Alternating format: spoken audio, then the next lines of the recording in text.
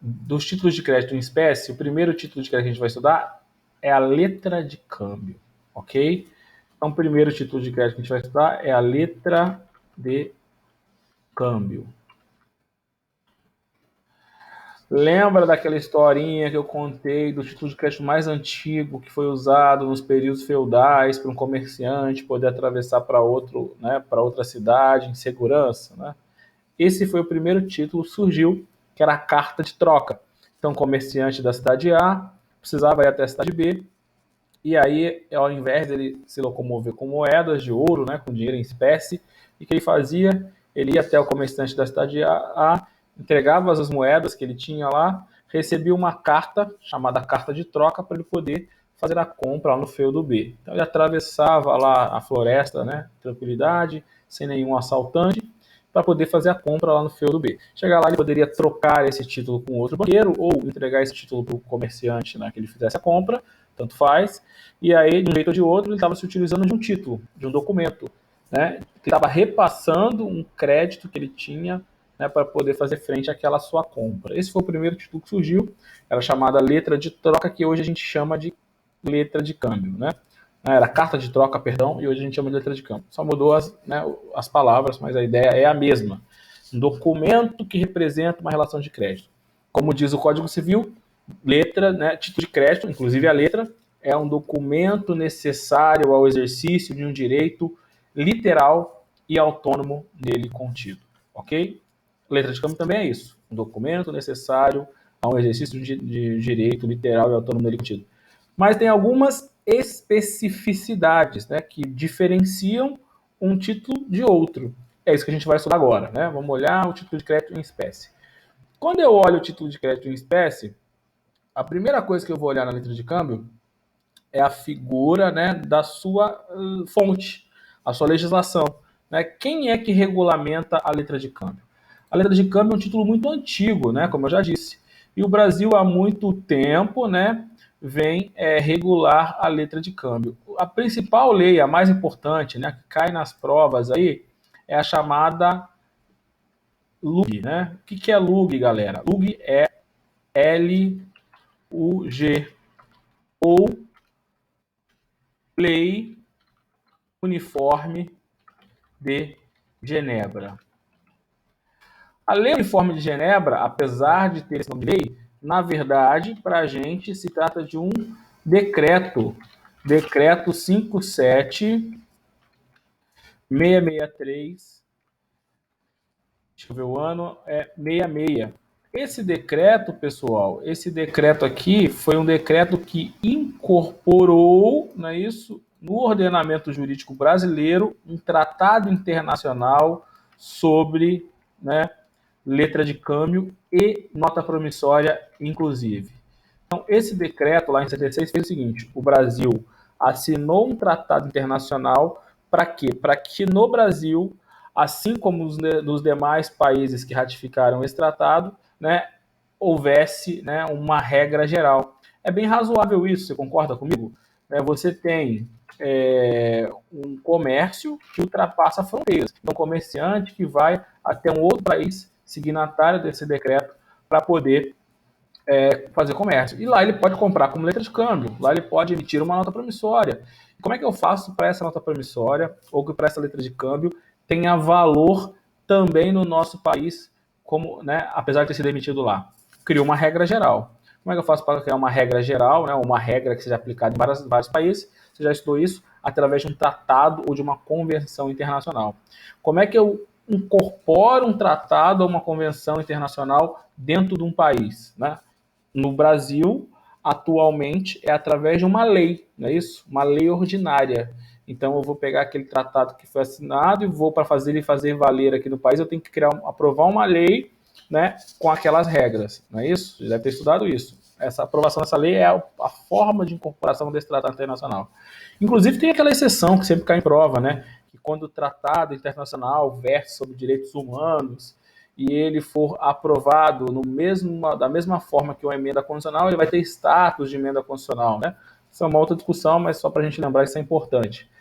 Aqui, né, tem um detalhe. Na época, né, na Constituição vigente, para você aprovar um tratado, você não precisava de lei.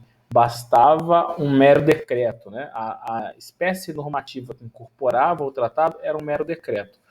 Então, esse decreto, né, passa a vigorar hoje através de lei. Aí você vai se utilizar ou se lembrar de um outro instituto do direito civil, que é o Instituto da Incorporação. As normas anteriores à lei constitucionais, né, que não estão contrárias à Constituição, elas foram recepcionadas, né, incorporadas ao ordenamento jurídico, desde que não seja contrária à Constituição. E elas vão ganhar, né, nesse caso, além de ser incorporada, além de ter sido recepcionada, ela foi recepcionada com status de lei. Olha que interessante. Então, para me alterar esse decreto, hoje eu tenho que fazer isso através de lei. Por quê? Porque a norma para fazer isso hoje é uma lei. Deu para entender? Então, a gente chama isso de Lei Uniforme de Genebra, porque é a lei, apesar de a época ter sido decreto, que uniformizou, né, em Genebra as questões sobre letra de câmbio e nota promissória. Também você deve saber disso, que todos os tratados internacionais que, né, são assinados em uma cidade ganham o nome da cidade, né? Por isso chama Tratado de Assunção, Pacto de São José da Costa Rica, Lei Uniforme de Genebra, porque são os nomes dos locais, né, aos quais esses tratados foram assinados. Então, por isso que se chama Lei Uniforme de Genebra, obviamente, porque foi assinado lá em Genebra. Se você abrir o tratado, né, gostaria que você aproveitasse que está em casa, e com certeza seu Vadimeco está aí agora do seu lado, né? Não tem mais aquela desculpa que é pesado para levar. Ah, professor, tem que ir para o estágio, é pesado, né? Não tem mais essa desculpa. Abre aí o seu Vadimeco, abre aí no computador. Você vai ver, muito interessante, né? O tratado, o que ele faz? Num primeiro momento, ou as regras iniciais do decreto, na verdade, são regras de incorporação. Né? Quem estudou tratado internacional, né, incorporação, lá no direito internacional público, lembra disso? Terceiro período, eu acho que é quarto, não sei. Não sei se você tem a oportunidade de pegar um tratado para ver. Então você vai ver que está lá, né? As regras iniciais do tratado são regras para a incorporação. Né? Ou seja, quem é que vai incorporar? Todos os países que assinaram tratados. E aí está lá, né? Estou colocando aí como exemplo: Dinamarca, Holanda, né? República Portuguesa, inclusive, né, eram termos antigos. Né? O Brasil, por exemplo, hoje mudou até de nome, né? República dos Estados Unidos do Brasil. Sabe que não é mais assim, né?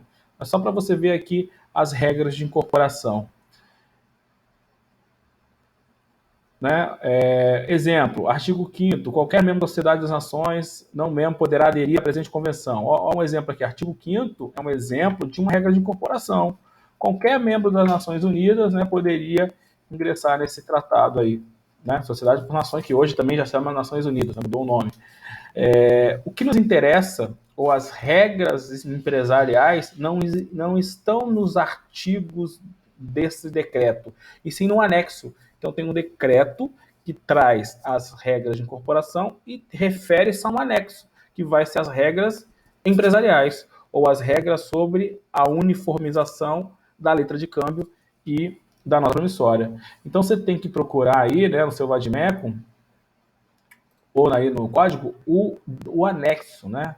O anexo que trata sobre letra de câmbio e o anexo que trata sobre, né, nota promissória. O anexo 1 tá assim, anexo 1, lei uniforme relativa às letras de câmbios e às notas promissórias, tá?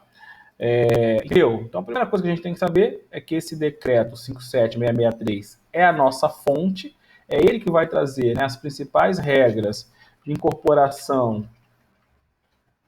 E, além disso, é ele que vai trazer as diferenças, né? Que a gente precisa aí saber a respeito, né? Ou para diferenciar a letra de câmbio da nota promissória, ok? Até aqui alguma dúvida? Vamos prosseguir. Agora, mas o que é uma letra de câmbio, né? Se eu fosse pensar assim, o que é uma letra de câmbio? Como é que eu vou definir uma letra de câmbio? A letra de câmbio vai ser definida da seguinte forma: é um documento, não é isso? Em que é um título de crédito em que corresponde, né, a um documento formal, porque tem que ter um documento, em que alguém vai dar uma ordem para outrem pagar determinada quantia. Então, calma, eu vou repetir.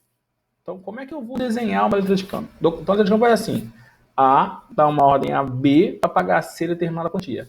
Essa é a estrutura geral de uma letra de câmbio. Então, na letra de câmbio, eu vou ter, né, a seguinte estrutura: um título de crédito, em que eu tenho normalmente 3 pessoas, né, mas pode ser com 2, a gente já vai falar sobre isso. E esse título de crédito se dá, né, em uma relação de ordem, em que um sacador, né, dá um sacado que paga um beneficiário. Então, de novo, primeira coisa que eu vou dizer da letra de câmbio é uma ordem de pagamento. Já tínhamos até visto isso quando a gente classificou os títulos de crédito e classificamos os títulos como ordem e como promessa. Lembra disso? Segunda coisa, eu vou ter 3 figuras jurídicas. Cuidado, figura jurídica não se confunde com pessoa. Quais são as figuras jurídicas que eu tenho na letra de câmbio? A, sacador, o sacado e o tomador. Nome esquisito, né? Também chamado de beneficiário. Quem é o sacado? Aquele que dá a ordem.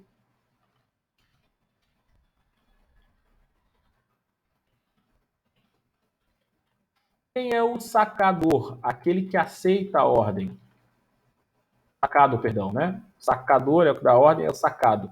Aquele que aceita a ordem. Quem é o beneficiário ou tomador é aquele beneficiário da ordem, né? Beneficiário da ordem. Vou pensar no exemplo mais concreto para ficar mais simples para você. Imagina que eu esteja, né, junto com o professor, deixa eu pensar quem que vocês conhecem aí, né, junto com o professor Deca, lá em Salvador, passando as férias. Eu perdi minha carteira, estou precisando de dinheiro. Só que isso era 1960. Não tinha caixa eletrônico, não tinha, né, WhatsApp, transação, telefone, porra nenhuma. Né? Telefone era difícil, tudo era muito difícil. Aí que eu falava assim, Deca, tem dinheiro aí? Tem. Então me empreste R$1.000. Eu emprestava R$1.000 para ele. Eu falei assim, eu vou ficar aqui mais uma semana, você está indo embora hoje. Quando você voltar ao Rio, você procure o professor Rodrigo, que ele me deve um dinheiro e ele vai te pagar. Como é que eu faço para poder, né, transferir esse empréstimo em um título de crédito? Posso. Eu vou pegar um documento, né? Imagina, pego uma folha de papel, ou pego um computador, na época não tinha, né? E escrevo um título. Conseguindo um título. Preencho um título, ok? Que título que eu estou fazendo? Neste caso, uma ordem de pagamento. Por quê? Porque quem que eu quero que pague? Né? Uma terceira pessoa, que não sou eu. Então eu, nesse exemplo, sou quem? Sacador. Quem é que vai, eventualmente, pagar, né? Eu estou pedindo, se ele vai pagar ou não, é outra história, né? Se ele vai aceitar ou não essa ordem, é outra discussão. É o professor Rodrigo, que está no Rio de Janeiro. Ele é o sacado. Então, no meu exemplo, né, o sacador sou eu, Medina. O sacado é o professor Rodrigo. E o beneficiário é o professor, né? O beneficiário é o professor Deca. Então, eu pego aquele título, não é isso? Configuro o título. Daqui a pouco a gente vai ver como é que eu vou fazer esse título, né? Mas eu faço o título, entrego para o Deca, ele coloca debaixo do braço, volta para o Rio de Janeiro e o que ele vai ter que fazer? Apresentar o título para o Rodrigo. Se o título for à vista, ele apresenta, o Rodrigo reconhece o título e já paga na hora, né? Se ele for pagar. Se ele aceitar. E se o título for a prazo, ele apresenta, assina, dizendo que, ok, eu pago no prazo estipulado. Imagine que eu queira que o Rodrigo tenha 10 dias para se programar para pagar. Então eu dou um título com prazo de vencimento de 10 dias da apresentação. Ou seja, o Deca vem, apresenta, o Rodrigo toma ciência, a partir daí ele tem 10 dias para pagar, certo? Levantar o dinheiro para poder pagar. Então, seja visto ou seja prazo, não vai mudar. O título é o mesmo, uma ordem de pagamento, em que um sacado dá uma ordem para um terceiro, sacador dá uma ordem ao sacado para pagar um beneficiário. Então, pessoal, o título não mudou, né? Então, eu tenho 3 figuras jurídicas estruturadas a partir de uma ordem de pagamento. Conseguiu visualizar como é que esse título foi muito importante lá atrás? Era como uma forma de eu transmitir uma dívida que alguém tinha, de eu mandar alguém pagar essa dívida. Então isso foi muito importante. Então, perceba, né? Isso são características da letra de câmbio. Quais são as características? Essas três figuras.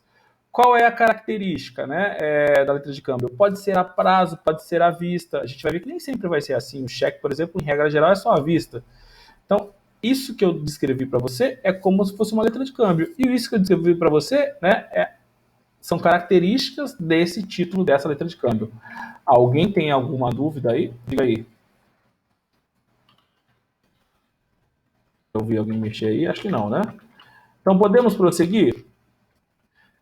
Mas eu pergunto para você, o que de fato, né, tem que constar nesse documento para esse documento ser uma letra de câmbio? Né? O que de fato tem que constar nesse documento para esse documento ser uma letra de câmbio? O que eu tenho que escrever nesse documento? Né? O que esse documento tem que constar? Essa é a pergunta. Quem vai nos dizer isso é a própria lei. Então, a lei vai dizer quais são os requisitos, quais são os elementos, né, ou o que vai configurar uma letra de câmbio. Aí a gente vai ter que ir até a lei, né, ou o decreto, melhor dizendo, 57663 de 666, perdão. O que esse decreto vai trazer logo no primeiro artigo? Vai trazer para a gente o que tem uma letra de câmbio. Ou, né, se na sua prova tiver assim, isso normalmente não cai, tá? O que contém numa letra de câmbio? Está lá na lei. Né? Artigo 1º. Uma letra contém a palavra letra. Todo título de crédito a gente vai ver que tem nele escrito o título que é. Então, a letra de câmbio, para existir e ter valor jurídico, né, lembra que está escrito lá no Código Civil?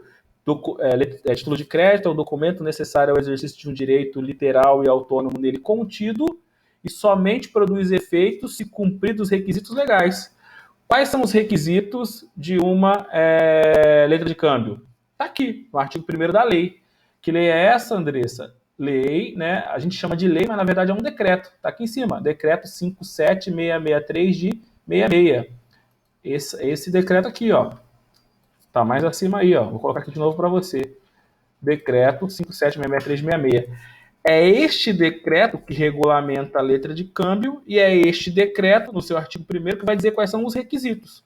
Então, imagine que eu estivesse fazendo a letra de câmbio lá para o professor Deca apresentar para o professor Rodrigo para ele receber. Eu tinha que abrir a lei, se eu não soubesse de cabeça, obviamente, e preencher esses requisitos. Por quê? Porque se não preenchesse, esse documento não era uma letra de câmbio. E aí não ia ter as consequências jurídicas ou os efeitos jurídicos da letra de câmbio. Quais são os efeitos jurídicos da letra de câmbio? São vários, né? Por exemplo, que pode circular, lembra disso? O DECA pode, imagina que é a prazo em 10 dias, né? Ou mesmo que fosse à vista, ao invés dele receber, ele não poderia usar essa letra como forma de pagamento, passar para outra pessoa? Poderia, se fosse letra de câmbio, se tivesse os requisitos jurídicos. Ele poderia, né, protestar? Poderia, se não for pago. Ele poderia endossar? Poderia, né? Ele pode exigir um aval? Pode. Ou seja, tudo que a gente vai estudar sobre título de crédito só vai acontecer se for título de crédito. E para título de crédito tem que cumprir os requisitos legais. Então, de novo, quais são os requisitos legais? Aqui ele está no artigo 1º. Então, imagine que eu estivesse escrevendo essa letra, né? Preenchendo esse documento, que eu tinha que cumprir a lei. Então, nesse documento, se fosse à mão, teria que escrever letra ou letra de câmbio. Para facilitar a vida, né? De um tempo para cá, o que aconteceu, né? De um tempo para cá, a gente tem formulários, né? Você já deve ter visto nota promissória. Então, tem formulário na papelaria, né? Você pega um formulário na internet, baixa para o seu computador, que já tem uma letra de câmbio pré-preenchida. Ou seja, com os requisitos legais escritos, né, ou estabelecidos para que você possa só preencher aquele modelo. Então, para mim, não precisar abrir a lei para saber qual é o requisito que tem uma letra de câmbio, para não esquecer de nenhum, e portanto a letra está inválida, a mesma coisa uma nota promissória, o que eu faço? Né? Eu pego um modelo desse. Esse modelo é obrigatório? Não. Esse modelo não está na lei. Se eu fosse mais atrás, em épocas de 66, que eu não tinha internet, não tinha modelo, não tinha gráfico, copiador, scanner, para fazer esses modelos e comprar esse modelo pronto, o que eu faria? Fazer à mão, né? Manuscrito, ok? Então, se você jogar no meio, modelo de letra de câmbio, você achar o quê? Esse modelo de gráfico, ok? que facilita a nossa vida, né? Que facilita a nossa vida, ok? E vai o quê? Ele vai ajudar a gente. Mas precisa, assim, teoricamente, fazer uma letra de câmbio de que forma? Manuscrito. Poderia fazer isso. A lei me permite isso. Okay? A lei não exige, a lei não me exige uma letra num documento específico, como exige no cheque, como exige na duplicata. Tá bom? Vou tentar compartilhar aqui e eu não sei se isso vai ficar bom, tá? Se a gente consegue. Então, se você pegar aí o seu computador e jogar em letra de câmbio, o que vai aparecer para você? Vai aparecer vários modelos, né? Então, olha aí esse modelo aí, tá na tela. Às vezes não vai, né? Alguém pode responder pelo áudio, por favor? Obrigado. Não sei porque se eu clicar aqui não amplia, né? Se alguém souber fazer, me ajuda, porque aí vai para o site, aí perde tudo. Mas acho que dá para ver. Então, esse aqui é um modelo de formulário, lembrando que isso não é obrigatório, de uma letra de câmbio. Então, a letra de câmbio, para ter valor, tem que cumprir os requisitos legais. E quais são os requisitos legais? Está lá no decreto 57663, no artigo 1º. E eu estava lendo para você. A letra tem que ter, né, a palavra letra inserida no próprio texto do título ou expresso em língua empregada para a redação desse título. Lá no modelo que a gente pegou, tem a palavra letra escrita no título? Tem, né? Aqui, ó. Ilustríssimos, no vencimento, né? Pagará a vossa senhoria por essa letra de câmbio. Ou seja, o primeiro requisito, requisito número 1 do decreto 57663 foi cumprido, né? Se eu tivesse lá na sala, eu ia escrever no quadro para você uma letra de câmbio. E você ia ver que eu ia ter que escrever na letra de câmbio, letra de câmbio. Precisa ser desse jeito, nessa ordem? Não. A única coisa que eu preciso fazer é cumprir a lei.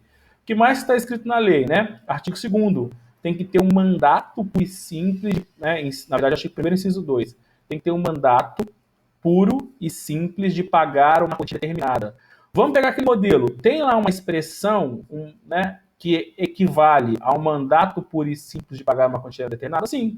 Pagará Vossa Senhoria, né, por essa letra de câmbio, que a gente já viu a expressão letra, o valor de X reais. Então, se eu peguei R$1.000 emprestado do DECA, eu teria escrito aqui, né, o valor de R$1.000. Esses, né, pagará o valor de R$1.000 equivale ou representa o mandato puro e simples de pagar determinada quantia. Eu estaria cumprindo o segundo requisito da lei. Vamos pensar agora no terceiro requisito. O nome daquele que deve pagar, né? Isso, o sacado. Né? O sacado vai estar escrito aqui, ó, né? Lá no cantinho. Então eu escrevi aqui na minha letra de câmbio, professor Rodrigo, colocaria o endereço, CPF, indicando o nome do sacado, o nome de quem quer pagar. Vamos voltar lá para o terceiro requisito, a época do pagamento. Então, se a letra for à vista, vai estar aqui, à vista. Se a letra for em 10 dias, vai estar aqui. Se a letra for numa data futura e específica, vai estar aqui. O próximo assunto que a gente vai estudar daqui a pouco, né, são as formas de vencimento da letra de câmbio. E a gente vai ver que tem várias formas de letra de vencimento da letra de câmbio. A letra de câmbio pode ser à vista, pode ser a prazo pode ser a prazo específico, a prazo por termo, mas não se preocupe.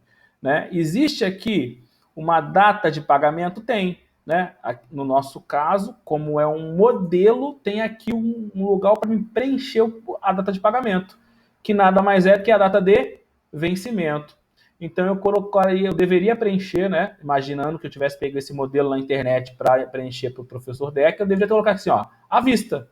Ou seja, quando ele apresentar o documento, ele tem que pagar 10 dias a contar da apresentação. Seria uma outra hipótese de vencimento. Então, imagine que hoje é dia 14 e eu queria que, né, o Deca vai estar amanhã no Rio de Janeiro e eu quero dar 15 dias para o Rodrigo. Ou seja, eu coloco aqui dia 30, né, do 4 de 2020, por exemplo. Então, não se preocupe. Nesse primeiro momento, o que eu quero que você perceba? Que eu tenho que colocar uma data de pagamento. Os tipos de data de pagamento a gente vai ver daqui a pouco, que é o próximo assunto. Até aqui alguma dúvida? O que mais que tem no artigo 1º? A indicação, né, do lugar... Professor? Oi, pode falar. Eu posso colocar especificação de juro na letra de câmbio aí? Posso. Aí é um requisito a mais, né? Eu estou falando dos requisitos mínimos. Ah, tá bom. Só uma dúvida bom? só. Valeu, Requisitos mínimos, valeu. ok? Valeu. A indicação do lugar em que a letra em que se deve efetuar o pagamento, ou seja, onde é que vai ser pago esse documento, né? Esse onde é que vai ser pago é a praça de pagamento, né? Tá lá o local, pago a sua ordem na praça de... Aí eu colocaria aqui, por exemplo, Rio de Janeiro. Por quê? Porque no meu exemplo, eu daria uma ordem para o Rodrigo pagar no Rio de Janeiro. Perceba que eu teria emitido esse documento lá em Salvador, né? Se eu não me engano, foi o exemplo que a gente deu aqui, que eu estava com ele em Salvador de férias. Então, o local de emissão ou local de saque é diferente do local de pagamento, no meu exemplo. Tá percebendo, né? O que mais que tem que ter? O nome da pessoa, a quem ou a ordem de quem deve ser paga, né? Então, a quem essa letra vai ser paga? No meu exemplo, seria o professor Deca. No modelo que eu peguei aqui é o seu Augusto, né? Lembrando que o título, né, pode circular, por isso essa expressão a ordem. Estudamos na aula passada que a expressão a ordem significa dizer que o título pode circular através do endosso, ou seja, pague a letra ao Deca, ou ao Augusto, como está aqui, né? Ou a ordem deste. O que significa a ordem deste? Significa dizer que ele pode assinar o verso desse título e praticar um ato chamado de endosso, não é isso? E quando ele faz isso, esse título vai circular a ordem deste, ok? É o outro elemento. E por fim, a indicação da data e o lugar onde a letra é passada, já vimos também, né? Tá ali, né? Local e data, e a assinatura de quem passa a letra, né? Que é, no meu caso sou eu, o exemplo, no meu caso é o sacador, ok? Pessoal, deu para visualizar que a letra é um documento simples. Tem alguns requisitos, é verdade, mas é um documento simples. Deu para visualizar que a letra muito parece uma nota promissória? Já viu uma nota promissória? A nota promissória é quase a mesma coisa. Qual a diferença da nota promissória para uma de câmbio? A diferença são os requisitos. Nosso próximo vai ser a nota promissória. E a gente vai ver que a nota promissória ela é muito parecida, né? É fato que a nota promissória vai ser um pouco diferente. Por quê? Porque quem emite não é um terceiro sacador, é o próprio credor. Eu só tenho 2 figuras jurídicas e não 3, como a letra de câmbio, né? Tem algumas diferenças, por isso é um outro título. Mas no final das contas, é um título. No final das contas, apesar de ter algumas diferenças, representa um documento, representa uma dívida, concorda? Então, apesar de terem diferenças, são títulos de crédito, então também são parecidos. Pega um cheque, que talvez você já conheça. O cheque também é um documento que representa um crédito, né? A diferença é que o cheque vai ter uma terceira pessoa contratada, que é o banco. A diferença do cheque, né, comparado com a letra de câmbio, comparado com a nota promissória, é que vai ser sempre à vista. A gente vai ver isso, não se preocupe. Eu sei que você está pensando aí do cheque a prazo, né, ou pré-datado, a gente vai discutir isso. Então, mudei ali, se é à vista ou a prazo. Mudei quem é o sacado, se é uma terceira pessoa qualquer ou se é um banco. Eu mudei o título. Então, os títulos de crédito são muito parecidos. Mudei uma coisinha ou outra, mudei o título. E obviamente, tem consequências jurídicas em relação a isso. Isso é só para você não ter dificuldade. Isso é só para você entender que o título de crédito é simples. É um documento com alguns elementos, né? E que vão ter características e consequências jurídicas, obviamente. Deu para ter uma ideia? Deu para visualizar o que é uma letra de câmbio, né? Obviamente, alguns documentos são mais usados e outros são mais usados.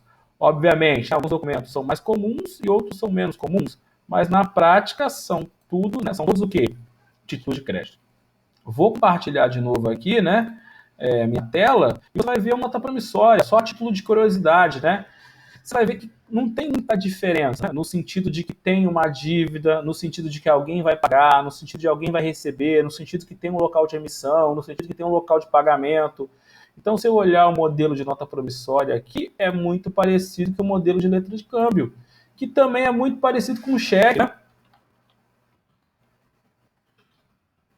Se eu pegar o cheque lá, né, que você já deve ter visto, é muito parecido. Também é alguém declarando que vai pagar alguém determinada quantia, né? Aí a gente está fazendo o que agora? A gente está estudando cada título desse, está vendo cada diferença de um para outro, vendo o que tem de semelhança de um para outro, vendo qual é a lei que regula qual um, qual é o outro, né? Então pensa no cheque que você já conhece, né?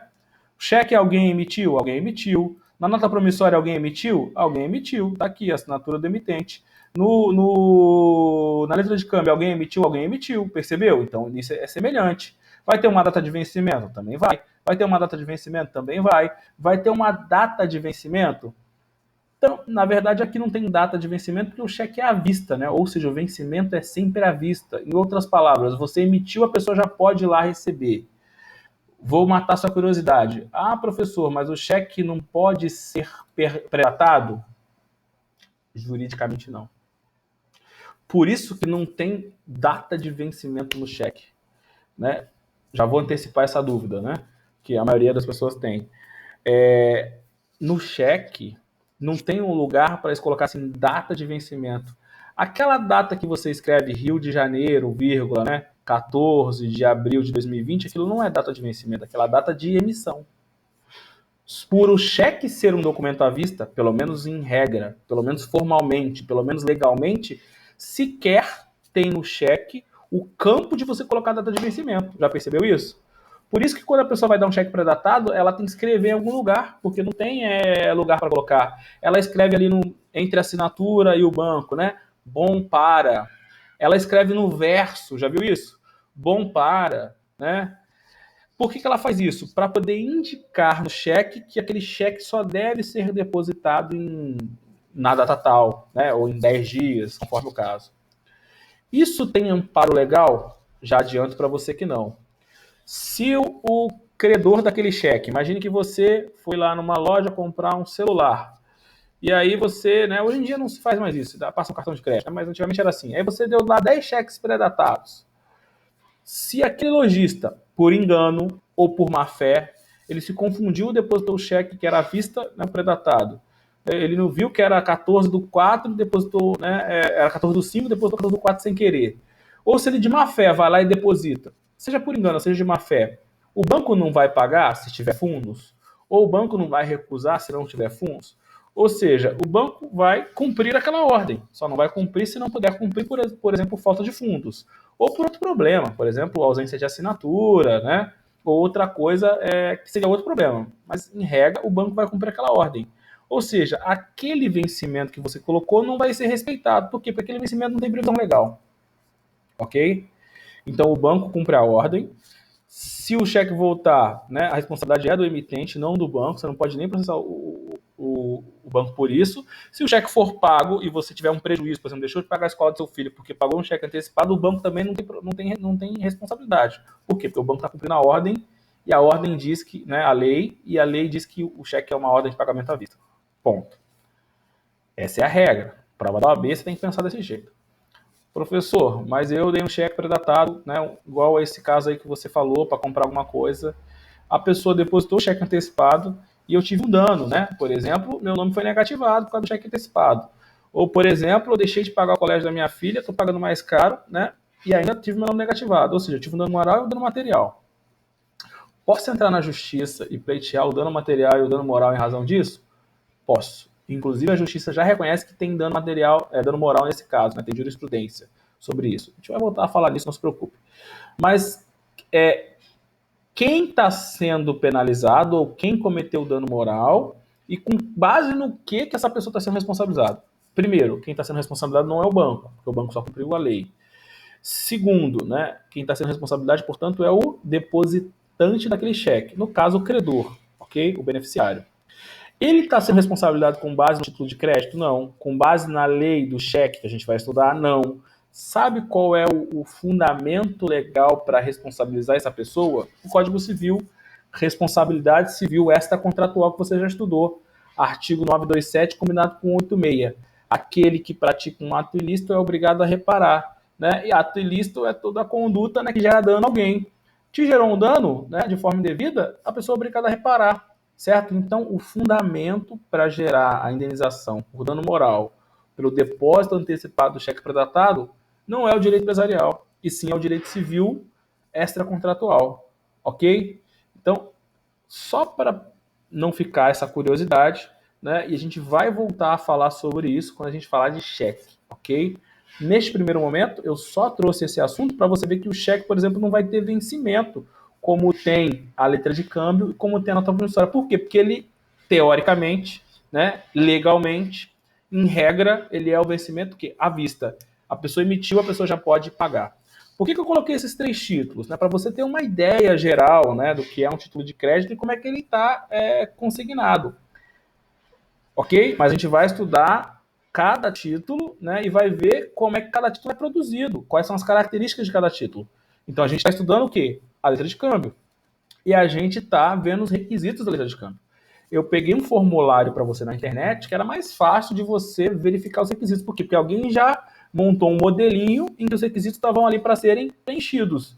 Se eu pegasse uma folha de caderno e fizesse uma letra de câmbio à mão, tem valor? Tem. Porque esse título de crédito não exige o quê, né? Documentação formal, como existe o cheque. O cheque não dá para o gerente da tua conta falar assim, peraí que eu vou fazer um cheque para tu. Né? Pega lá uma folha de papel em branco e escreve lá e te dá. Isso não tem valor, né? Por quê? Porque existe um padrão, uma norma do Banco Central para ser seguida. Agora, a letra de câmbio você pode fazer assim. A nota provisória você pode fazer assim, ou seja, sem padrão, porque é outro modelo. A gente viu isso quando a gente falou de classificação. Até aqui, alguma dúvida? Então, para a gente finalizar, né, esse detalhe aqui, essa parte do assunto, os requisitos da letra de câmbio estão previstos no artigo 1º da letra de câmbio. Não cai muito em prova da OAB, não, tá? Acho que eu vi uma questão há muito tempo, isso é bem tranquilo. O que vai cair são outras coisas que a gente vai comentar aqui, mas eu preciso que você entenda no primeiro momento. Se por acaso cair, é fácil, né? É só lembrar que tem que ter um documento. Não é difícil. Ok? O que eu já vi cair, por exemplo, o artigo 2º. Olha o que diz o artigo 2º. A lei relacionou alguns requisitos, alguns artigos, ok? Mas todo requisito ou todo artigo é imprescindível? A própria lei diz que não. Pega a data de vencimento. Se eu não colocar a data de vencimento, o que a lei vai presumir? Que esse título é à vista. Então a lei vai dizer, nem todo requisito são esses, é obrigatório. Mas tem um requisito aqui que você pode deixar ausente. Se você deixar ausente, eu presumo que vai ser dessa forma. Então ela vai pegar alguns requisitos, né? Lá no artigo 2º vai falar assim, regra geral, a letra de câmbio tem que ter todos os seus requisitos. Isso é regra geral, né? Regra geral. O escrito em que faltar alguns requisitos indicados no artigo anterior não produz efeitos como letra. Isso é regra geral. Tem exceção. O que cai na prova? Regra geral é exceção. Normalmente é exceção, né? Olha essa aqui. A exceção está no artigo 2º, não tem a linha, né? É direto. Depois você vai ver a letra, você vai ver que é assim. Engraçado, é a forma, antigamente não tinha isso. Não tem a linha, parágrafo, agora é assim. Artigo 2º e tem lá um texto embaixo, sem nenhuma indicação. É assim. Não se preocupe. A letra de câmbio em que não implique, né, não se implique, não se diga a época do pagamento, como se fosse à vista. Então, eu tenho que ter todos os requisitos, mas aquele requisito é a época do pagamento, se não estiver faltando, eu vou considerar à vista. Ou seja, é um requisito suprível, né? É um requisito, né, não fatal.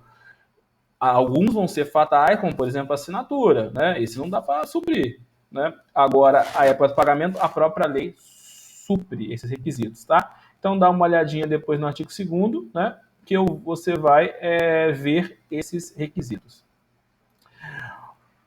Olha só que interessante o artigo 3º, né? O artigo 3º vai falar sobre uma segunda espécie de letra de câmbio. Você pode ver por aí, né? Pode ser cobrada. O que eu falei para você? Que a letra de câmbio sempre vai ter 3 figuras jurídicas. Sacador, né? Quem emite a letra de câmbio, no meu exemplo, eu. Sacado, né? Quem vai pagar. E beneficiário.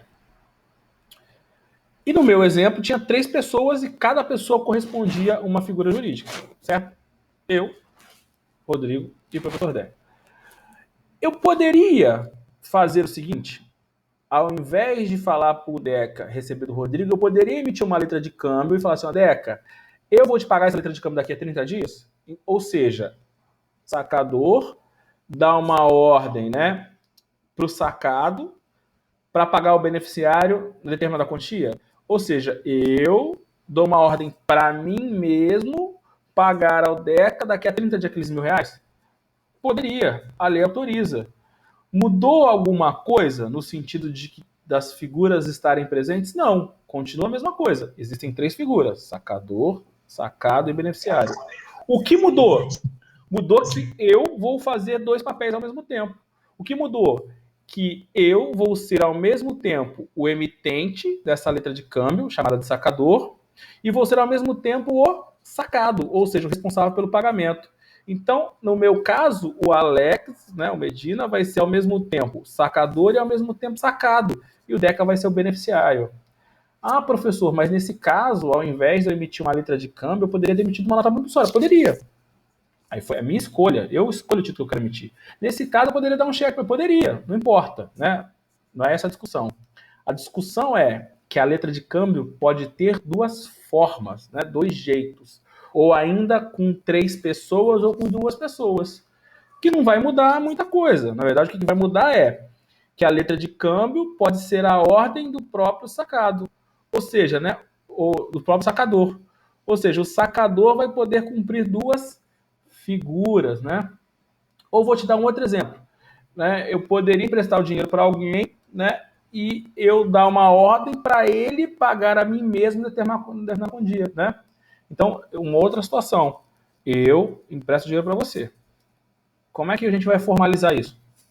Como a gente quiser. Você pode não fazer nada, ficar só no fiado, né? Na boca, né? Isso é péssimo, né? Já falei para você que isso é ruim. Então vamos colocar no título de crédito. Por quê? Porque o título de crédito vai dar segurança, pode circular, não é isso? É o título executivo. E aí eu vou falar assim, tá bom, então eu vou produzir um documento dando uma ordem para você pagar a mim mesmo determinada quantia. É uma letra de câmbio? É. Apesar de ter 2 pessoas. Mas tem 3 o quê? Figuras jurídicas. Esse é exatamente o caso do artigo 3º. A letra de câmbio pode ser a ordem, né, do próprio sacador. Ou seja, vai ser pago a ele mesmo. É o meu exemplo último que eu dei agora. Então eu estou produzindo uma letra de câmbio para ser paga a mim mesmo. Então, em resumo, que eu sei que isso é bem chatinho, né? Eu tenho 2 tipos de letra de câmbio. A regra geral, que é a ordem de um terceiro beneficiário, não é isso? Para usar os termos do artigo 3º aqui.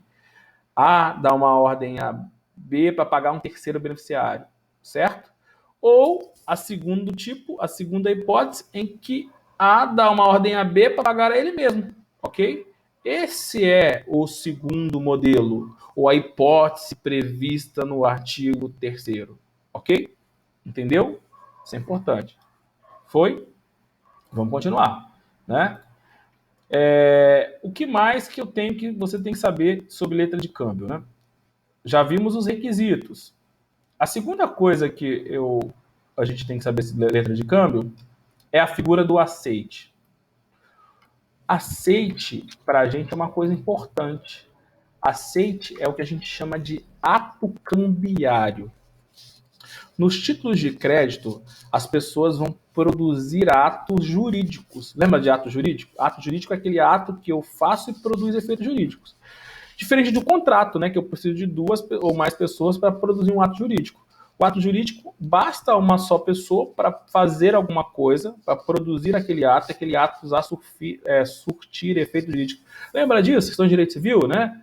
Fatos sociais, fatos jurídicos, atos jurídicos, né? Travou aí, galera? Todo mundo ou só a Rebeca? Vou fechar o meu vídeo, vou abrir de novo. Não vou abrir de novo. Vê aí, Rebeca, se melhorou, né? Se não, fecha o seu, sugiro, né? Ou desliga o seu e abre de novo. Para a gente né? Ver aí. Se ninguém mais reclamar, o problema é contigo. Vou repetir, não tem problema nenhum. O que é o aceite? O aceite é um ato jurídico. O que é um ato jurídico? Um ato que eu produzo no título de crédito. Ok? Vamos pensar no caso concreto. Eu não dei uma ordem, né, para o Rodrigo pagar o DECA determinada quantia? Dei. Se o Rodrigo assinar o título de crédito e se comprometer a pagar o título de crédito no prazo de 10 dias, por exemplo, o prazo que eu coloquei no título, por exemplo, o que ele está fazendo? Este ato jurídico do aceite. Então, o nome é bem sugestivo, né? O aceite é o ato de aceitar. Mas por que eu estou estudando o aceite? Porque esse ato vai produzir efeitos jurídicos. Então, o aceite ele é muito importante. Por quê? Porque ele produz efeitos jurídicos. Quando o Rodrigo assina o título de crédito, ele passa a fazer parte da relação jurídica cambiária. Se o Rodrigo falar assim, não vou assinar, né? Ele vai ter uma consequência. Se ele falar assim, vou assinar, vai ter uma outra consequência. Então, o aceite é o ato jurídico, né? Anote isso aí. Aceite é o ato jurídico em que o sacado, né, se compromete a pagar o título de crédito. O aceite é o ato em que o sacado obriga-se, né, a pagar a letra de câmbio, no caso que a gente está falando, e vincula-se ao título, ok? Então, o aceite é o ato que ele se compromete a pagar o título e vincula-se ao título. Isso é uma coisa. O que é o aceite? A outra coisa, como é que eu formalizo o aceite? Né? Eu preciso fazer isso no documento. Não sei se você lembra, quando eu compartilhei a tela lá, a primeira tela de letra de câmbio, no cantinho assim do lado tinha um espaço escrito aceite. Então, como é que o Rodrigo vai formalizar o aceite para que isso fique consignado no título, né? Lembra, princípio da literalidade. As relações jurídicas são aquelas que estão previstas no título de crédito. Não adianta o Rodrigo falar que vai pagar, né? Ele tem que literalmente fazer esse ato. Como é que ele faz isso? Assina. Então, o aceite é formalizado através da assinatura, no meu exemplo, Rodrigo, ou, genericamente, do sacado, na onde? No título de crédito. Então, naquele modelinho que eu compartilhei com você, tinha um espaço do lado que o Rodrigo iria o quê? Assinar. Para quê? Para produzir esse ato jurídico que a gente está estudando aí, para produzir o aceite. Então, de novo, pessoal, o aceite ele é feito de que forma? Através da assinatura, não é isso? Do aceitante, né, ou do sacado, na verdade, né, no título de crédito.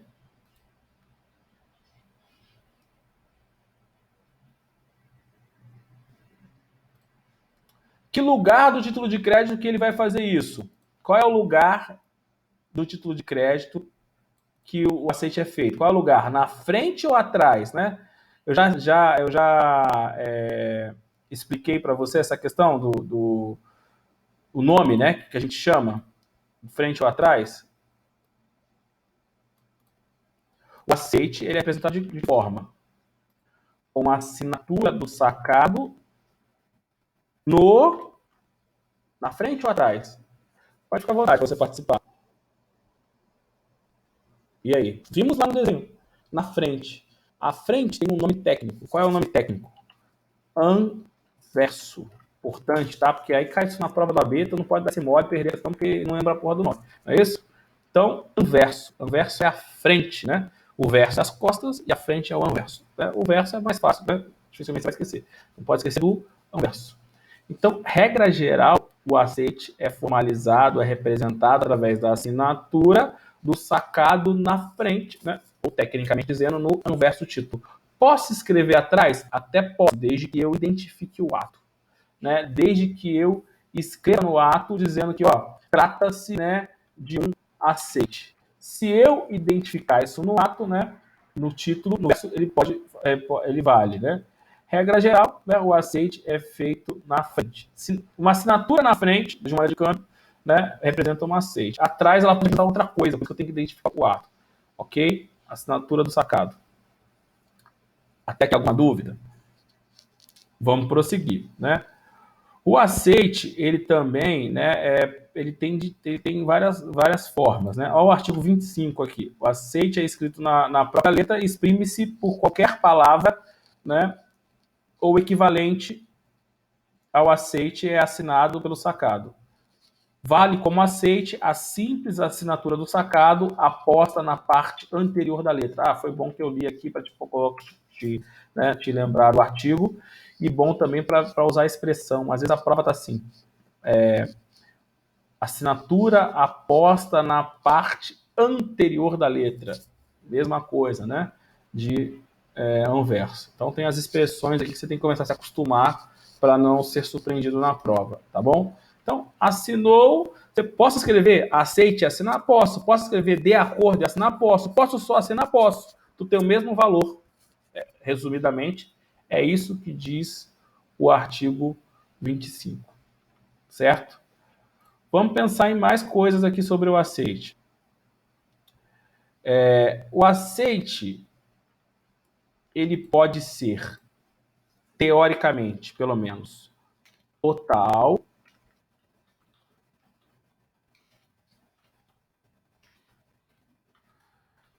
e o aceite pode ser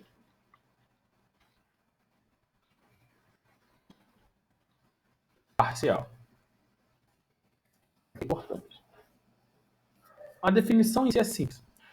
Qual é a grande questão? O que é o aceite total? É quando o sacado, no meu exemplo, Rodrigo, concorda com a letra em todos os seus termos. Ou seja, ele concorda com o valor, concorda com a data de pagamento, concorda com tudo. Ela assina, sem nenhuma, né, objeção. Então, anota aí. Aceite total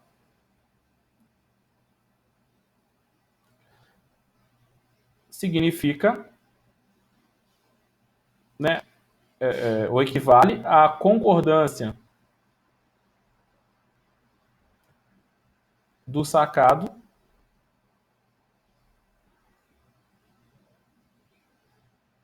com todos os termos do aceite. É o também chamado aceite puro e simples.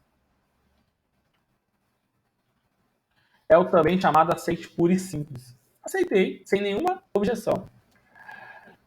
Agora, imagine só, eu fiz uma ordem do Rodrigo de R$ 1.000, mas na verdade ele só entende que me deve 500. E aí ele escreve na letra assim, aceito R$ 500. O que ele está fazendo? Está fazendo um aceite parcial. Por quê? Porque ele está aceitando apenas parcialmente o título, ou ainda está limitando o título de crédito, né? Está limitando a importância sacada. Eu preciso saber disso porque isso vai ter uma consequência. Então, de novo, aceite total é quando eu aceito o título propriamente dito, né? Então o Rodrigo foi lá e assinou sem nenhuma limitação, portanto praticou um aceite total. Aceite parcial é quando ele aceita parcialmente o título, ou seja, ele diz que aceita, por exemplo, 50% do valor, R$ 500, não 1.000. Segura essa informação.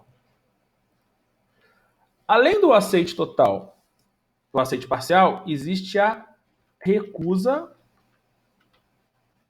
do título, concorda? Vamos pensar na recusa total. O que seria a recusa total? Quando ele não assina. Eu não assino. Se eu não assinar, o que acontece? Né? Se ele não assinar, ele vai ser obrigado pelo pagamento? Não. Porque é o aceite que torna o sacado, no meu exemplo, professor Rodrigo, obrigado pelo pagamento do título. Concorda? Se ele recusa, ele não é obrigado ao pagamento do título. Então, comparar o aceite total com a recusa total é legal, é fácil. Por quê? Porque os dois têm, né, efeitos opostos. Aceite total torna o professor Rodrigo, que é o sacado, devedor do título. Recusa total torna o sacado, o Rodrigo, não o devedor do título. A discussão, né, que eu quero que você entenda, que cai na prova, é o intermediário. E o aceite parcial ou a recusa total? Qual é o efeito? O que é recusa total, o que é aceite parcial? São diferentes? Não. Aceite parcial e recusa parcial são equivalentes. Consegue visualizar isso? O que seria um aceite parcial? Eu vou pagar só R$ 500. Ele, né, no caso, que é o Rodrigo, no meu exemplo. O que seria a recusa total? Eu vou recusar 500. No final das contas, não é a mesma coisa?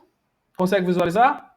Então, aceite parcial é equivalente à recusa parcial. Na verdade, eu só estou trabalhando com um termo diferente.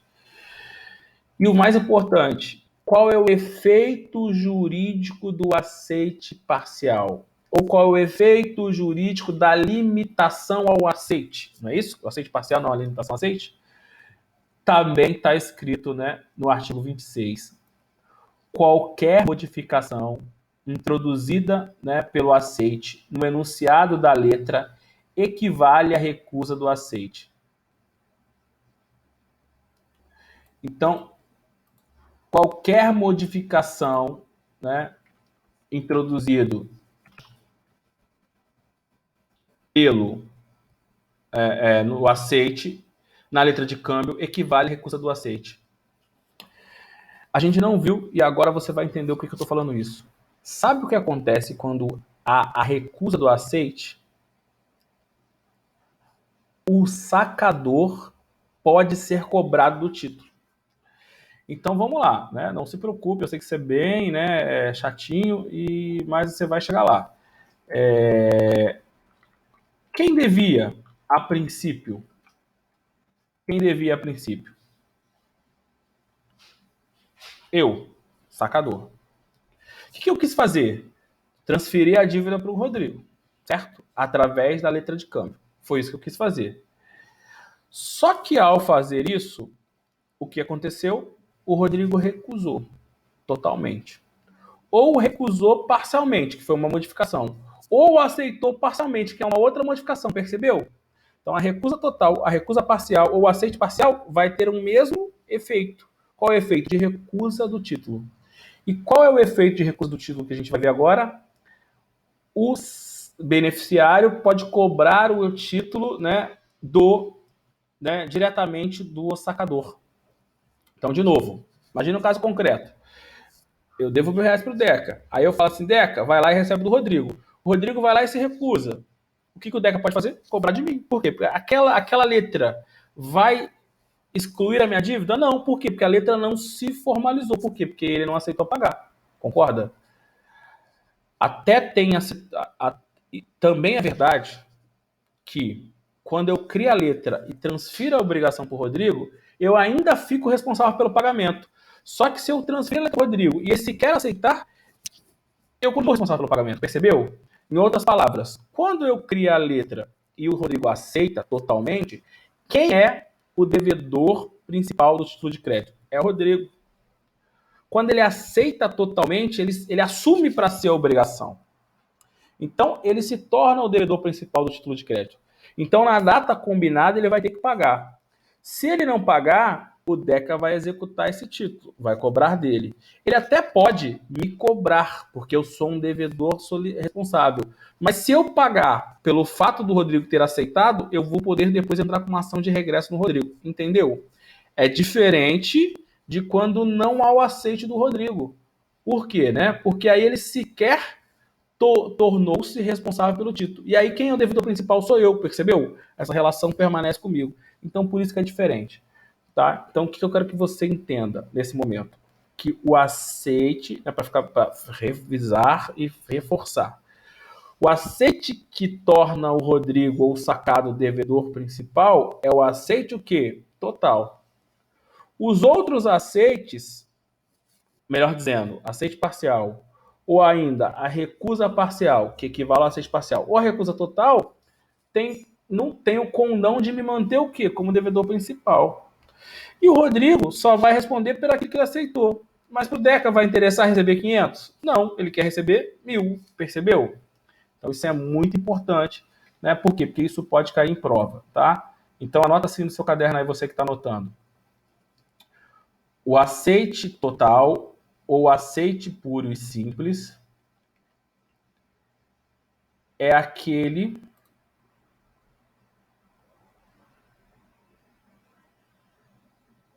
que torna o sacado o devedor do título de crédito.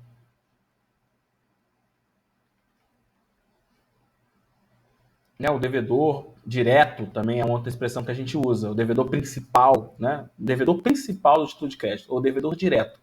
Se o Rodrigo fazer outro aceite, diz que vai pagar 500, ele fica responsável por pagar 500? Fica. Mas isso torna ele devedor direto principal? Não. Devedor direto continua sendo eu. Se ele aceita parcialmente, que é a mesma coisa que recusar parcialmente, ou se ele recusa totalmente, eu, que sou sacado, continuo devedor direto. Por quê? Porque o Deca não teria sentido, não seria razoável, né? A minha desoneração como devedor direto, sendo que ele não se comprometeu com o título todo. Percebeu a diferença, tá? Isso é importante, isso cai em prova de OAB. Não tem que estar ligado nisso. Ó, tem até uma questão aqui ó, do exame da OAB que eu vou colocar aí para você, não sei se vai dar certo. É sobre isso.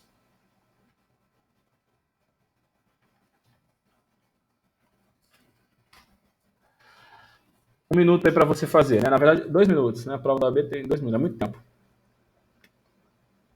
Com a relação do Instituto do Aceite, né? Com relação ao Instituto do Aceite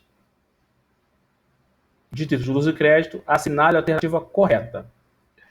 A duplicata pode não ser aceita sem qualquer fundamentação pelo sacado? Neste caso, ele não será responsável pelo pagamento? Talvez essa questão seja um pouco difícil porque a gente não viu duplicata, então eu vou ter que explicar, não tem problema. A letra de câmbio se diferencia da duplicata justamente, né, não justamente, mas também pelo fato de o aceite ser facultativo. Então, na letra de câmbio, que é o título que a gente está estudando, o aceite pode ser obrigatório. Perdão, na letra de câmbio, o aceite é facultativo. Esse que é o correto. Na letra de câmbio, anota isso. Na letra de câmbio, o aceite é facultativo. Vai ser sempre assim? Não. Quando a gente estudar duplicata, né, o aceite ele é obrigatório. Por que a diferença, professor? A diferença é que na letra de câmbio, o terceiro, que no meu exemplo era o professor Rodrigo, era uma pessoa que eu queria transferir a dívida, que poderia concordar ou não. Vai ficar a critério do sacador, de mim, instituidor da letra de câmbio, selecionar alguém que eu tenha alguma relação que me deve para poder transferir a dívida. A pessoa pode não concordar, por qualquer razão. Em outras palavras, na letra de câmbio, o aceite é facultativo. Quando a gente estudar a duplicata, que a gente não viu ainda, que é um quarto título de crédito, né, que eu nem coloquei o modelo ali ainda para você, a gente vai ver que a duplicata também é uma ordem de pagamento em que alguém dá uma ordem a outra em pagar uma dívida. Só que a duplicata é um título de crédito vinculado. É um título de crédito que tem uma origem legal. É um título de crédito que só pode ser emitido quando houver uma compra e venda ou quando houver uma prestação de serviço. Então vamos dar um exemplo. Você tem uma loja aí no Shopping de Santa Cruz. Você quer comprar roupas para sua loja. Você vai até o Brás em São Paulo e compra roupas. E você compra essas roupas a prazo superior a 30 dias. E dessa relação de compra e venda foi emitida uma duplicata, que é um título de crédito. 10 dias depois, né, de você voltar para a loja, vai chegar a mercadoria e vai chegar a duplicata. Você conferiu a duplicata, né? Perdão, você conferiu a mercadoria está ok. Você pode recusar o pagamento dessa duplicata? O que você acha? A resposta é não. Por quê? Porque você recebeu a mercadoria estava certa, o prazo de pagamento estava certo, a quantidade, a qualidade estava certa. Então, o pagamento da duplicata, ele é o quê? Obrigatório. Né? A gente tem até uma crítica, né, doutrinária, por exemplo, não é, ninguém é obrigado a fazer nada, né? Mas no sentido de que ele é o quê? Vinculado, no sentido de que ele é o quê? Tem que ser feito, no sentido que o pagamento tem que ser feito, por quê? Porque a mercadoria foi recebida. Se eu não quisesse aceitar a duplicata, o que eu teria que fazer? Recusar a mercadoria. Então, o pagamento da duplicata, né, ou melhor dizendo, né, o aceite da duplicata, ele é obrigatório, né, no sentido de que ele está vinculado à mercadoria. Uma vez que eu receber a mercadoria, eu tenho que fazer, né, eu tenho que aceitar a duplicata, porque uma coisa está ligada à outra. Não se preocupe, a gente vai voltar a falar sobre isso quando a gente vê duplicata. No primeiro momento, foi bom para a gente marcar para você que o aceite na letra de câmbio é facultativo, diferente do aceite na duplicata. E, portanto, a letra A está errada. Ok? Letra B. Para a cobrança de uma duplicata não aceita, é necessário apenas a realização do protesto? Não. A gente vai ver isso. Para mim cobrar uma duplicata não aceita, eu preciso realizar o protesto, tá certo? Mas o apenas está errado, né? Eu preciso também comprovar a entrega da mercadoria. Lembra, uma coisa está ligada à outra. Então, aquele canhotinho que você já deve ter assinado algumas vezes e nunca pensou a importância, tá aí a importância. Já viu aquele canhotinho de nota fiscal? Abaixo da nota fiscal, que tá assim, né? Você coloca a data e assina, e tá escrito assim: confirmo que recebi as mercadorias constantes, né, ou descritas na nota fiscal de número tal. Tem o número da nota fiscal do lado aqui e tem o da nota fiscal em cima aqui, ok? Então, aquele canhotinho é o comprovante de entrega da mercadoria. Se você, da sua loja, recebeu a mercadoria, assinou aquele canhotinho, né, e depois não pagar a duplicata, pode ser executada. Como? Comprovando, né, a entrega da mercadoria e comprovando lá o aceite obrigatório. Então, a letra B também está errada, porque né, não basta o protesto, tem que ter o protesto da duplicata e o comprovante da entrega da mercadoria. A gente vai falar disso depois, só estou explicando para poder você não ficar aí perdido com a questão. O aceite de cheque é condição essencial para que o beneficiário possa executar o sacado? Não. A gente também vai estudar cheque, também vai falar de aceite, a gente vai ver que no cheque não existe aceite. Por que no cheque não existe aceite? Porque no cheque a relação é outra. A gente vai ver que o cheque é uma ordem que você dá a um banco que você tem conta para pagar determinada quantia. Não é isso? O cheque é isso. Então você foi lá, abriu uma conta, ganhou um talão de cheque. E aí você quer me pagar. O que você faz? Você dá uma ordem para o banco para me pagar e me entrega aquele cheque, me entrega aquela ordem. O banco concorda com aquela ordem? Não. O banco cumpre ou não a ordem se ela tiver os requisitos da lei. Ponto. A relação jurídica entre você, correntista do banco, e o banco é uma relação jurídica contratual. Então, não é uma relação jurídica cambiária. A relação de aceite, que a gente está discutindo aqui, né, é uma relação jurídica cambiária. É, uma relação, né, é um ato que torna a pessoa devedora ou não. O banco vai se tornar devedor de título de... O banco vai se tornar devedor de título de crédito quando ele paga aquele título? Não. O banco vai se tornar devedor de título de crédito quando ele não paga o título? Também não. Quem é devedor ou não da quantia representada no cheque é você, o emitente. Então, por essas razões, né, a lei diz que não tem aceite do título de crédito. A lei diz que o banco não é responsável pelo pagamento do cheque. Percebeu? Tá? Então, também vamos voltar a falar nisso quando a gente falar do cheque. Não se preocupe. É só para você responder a questão. Agora tá fácil, né? Qual é a resposta certa? Muito bem aí a colega, né, que já respondeu. É a letra D, né? Não só porque é a única alternativa que sobrou, e também é o que a gente acabou de falar um pouco há tempo atrás, né? O aceite de uma letra de câmbio torna o sacado devedor direto do título. Que aceite que ele está falando ali, que ele não disse, está implícito? É o aceite puro e simples. É o aceite total. Os outros aceites parciais, né, ou ainda o aceite com limitação, como está na lei, né, ou ainda recusa, quem vai ser o devedor direto? Não vai ser o sacado, porque ele não concordou, não é isso? O devedor direto vai ser o sacador, aquele que emitiu. Então, no meu exemplo, de novo, a gente finalizar, né, se eu dei uma ordem e esta ordem, né, não foi aceita plenamente, totalmente, pura e simples pelo Rodrigo, o devedor direto sou eu. Ele só vai aceitar, né, ele só vai ser o devedor total direto, né, do tipo se ele aceitar tudo. Se ele aceitar uma parte, ele até fica devedor pelaquela parte, mas não se torna o devedor direto, certo? Isso é importante, isso cai em prova, tá aí, né? Coloquei para você aí, parabéns aí a Andressa, que acertou, nosso orgulho. Isso cai em prova. OAB, tá aí, tá? Então tá bem fixado. Entendeu? Anotou? Então, o aceite pode ser total ou pode ser parcial. O aceite parcial equivale à recusa parcial, que vai ter o mesmo efeito de uma recusa total.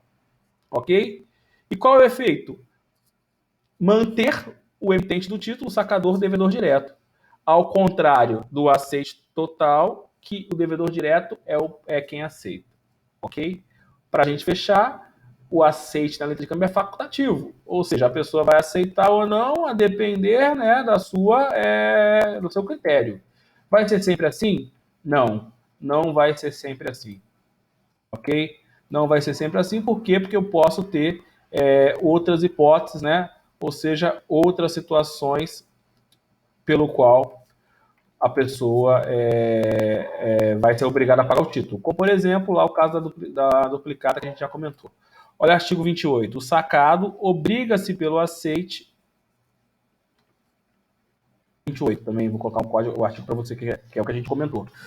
O sacado obriga-se pelo aceite a pagar a letra de câmbio na data do vencimento. Não é isso que a gente comentou? Né? Que o aceite torna o sacado obrigado a pagar o título de crédito? Tá aí, ó, artigo 28. Estou colocando os artigos aí para você poder estudar depois, né? Alguma dúvida? Alguma letra? Alguma dúvida? Alguma letra? Alguma dúvida até aqui? Regina, eu fiquei com a dúvida, que eu Diga. me enrolei um pouco Pode no falar. tipo, que você acha que você ia ditar, não sei, no parcial e na recusa total do título. Eu me enrolei pra caramba. Então anote. Coloca assim. Obrigada. O aceite pode ser total, também chamado de puro e simples, ou sem limitação. Esse tipo de aceite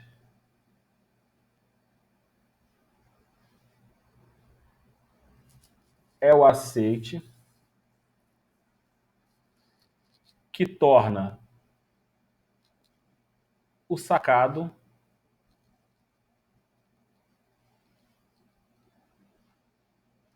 o devedor direto, coloca entre parênteses, principal, devedor direto, né? Também chamado de principal, do título de crédito. É da letra de câmbio que a gente está estudando, melhor dizendo, para ficar mais específico, mais correto. E agora vamos para a sua dúvida. Pode também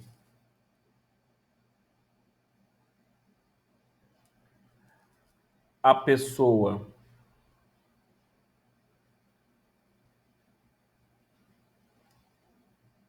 que conste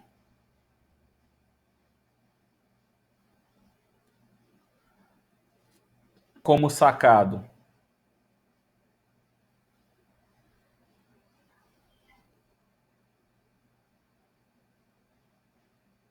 na letra de câmbio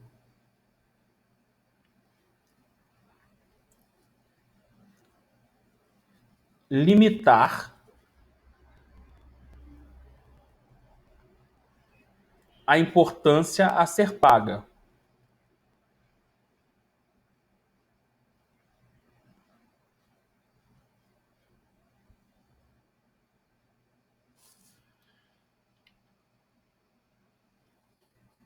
Isso se chama aceite parcial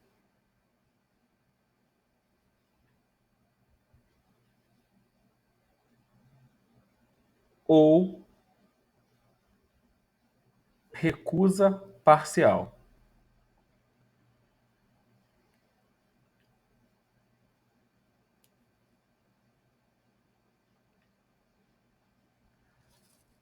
O aceite parcial, vírgula, a recusa parcial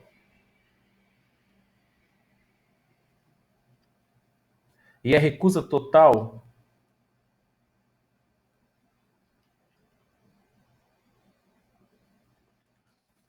possuem o mesmo efeito jurídico.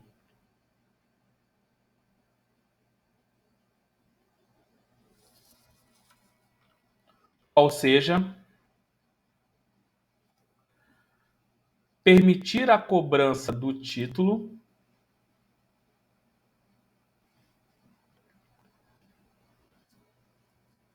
direta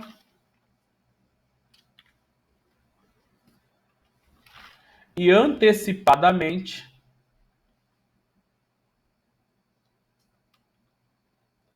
do sacador.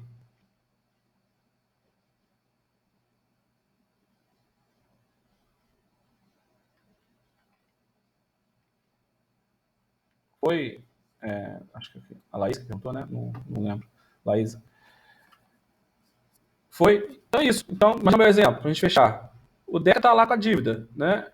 Não foi aceito parcialmente, recusado parcialmente, né? Qualquer coisa diferente vai fazer com que ele faça o quê? Né? Ver se não é óbvio. Que cobre direto de mim. Por quê? Porque para ele a obrigação, né, só tornava do Rodrigo, né? Ou melhor dizendo, a obrigação só seria direta do Rodrigo se ele aceitasse o título do jeito que foi combinado. Qualquer mudança, a própria recusa, vai fazer com que ele possa cobrar de mim. E tem mais, que eu acho que eu não comentei, vou comentar agora. Imagine que o título seja a prazo. Imagine que eu dei uma ordem, né, para o Rodrigo para em 10 dias a contar do recebimento do título de... perdão, repetindo. Eu dei uma ordem para o Rodrigo para que ele pagasse em 10 dias a contar do aceite aquele título e ele recusou. Ou aceitou parcialmente, ou recusou parcialmente. Lembra que é tudo a mesma coisa, né? Apesar de nome diferente, ou melhor, tem tudo o mesmo feito. A primeira coisa que eu disse é que ele poderia cobrar de mim, e não do Rodrigo, porque eu era o devedor direto, não ele, porque o que torna o devedor direto é o aceite total. Isso a gente já viu. A segunda coisa que eu não disse, vou dizer agora. Tem o DECA que esperar 10 dias para cobrar de mim, ou ele pode cobrar imediatamente? Ele pode cobrar imediatamente. Então, a recusa parcial, a recusa total, anote isso, né? Além de permitir ou tornar, ou manter, né, que eu acho que seria correto, eu era o devedor direto. Eu ia transferir isso para o Rodrigo. Só que ele não aceitou totalmente, né? Portanto, essa transmissão me mantenho como devedor direto, entendeu? E além disso, o que mais acontece? O vencimento antecipado do título. Então, se o título era a prazo, só era a prazo se houvesse a transmissão da dívida nos termos combinados lá que o DEC aceitou. Como não houve a transmissão da dívida, então não nos termos combinados, além de poder cobrar de mim, ele pode cobrar de forma antecipada, ou seja, aquele prazo de 10 dias, idealmente combinado, não se mantém. Então, anote isso. Também, né, o não aceite total gerará o vencimento antecipado da carta, do documento. Isso aí é importante. Estava naquela questão ali, mas é uma coisa que às vezes cai. Entendeu? Qual o racional? Qual é o racional? O raciocínio aqui por trás né, desse conceito. Porque assim, ele só deveria esperar o prazo combinado se fosse para receber do jeito combinado. Como não vai acontecer, então não há que se falar em aguardar, tá? Isso também é importante e eu não tinha comentado, tá? Então, isso vai fazer que haja o vencimento antecipado do título. Vencimento antecipado do título.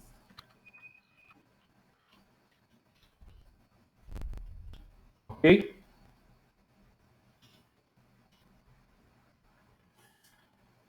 Ok. Pessoal, matéria pesadíssima, né? Não sei se vocês, mas eu estou cansado. Acho que vamos parar por aqui, tudo bem? Todo mundo está de acordo? Tem alguém que tem alguma dúvida? Fazer chamada? Não sei se vocês estão sentindo a mesma coisa.